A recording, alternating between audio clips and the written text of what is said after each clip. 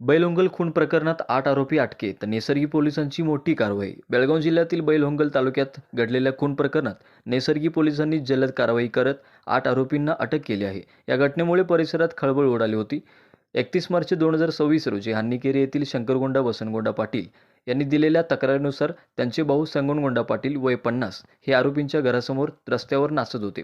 यावरून आरोपींनी त्यांना विरोध केला. मात्र वाद वाढत गेला आणि जुन्या वैमनस्यातून संतप्त झालेल्या आरोपींनी एकत्र येत प्राणघातक हल्ला केला. हल्लेखोरांनी कुऱ्हाड, चेन, लोखंडी रॉड आदी शस्त्रांनी संगनगोंडा यांना गंभीर जखमी केले. या घटनेत त्यांचा मुलगा विनोद गोडा यालाही मारहाण करण्यात आली. गंभीर जखमी अवस्थेत संगनगोंडा यांना जिल्हा रुग्णालय बेळगाव येथे उपचारासाठी दाखल करण्यात आले. मात्र उपचारादरम्यान त्यांचा मृत्यू झाला.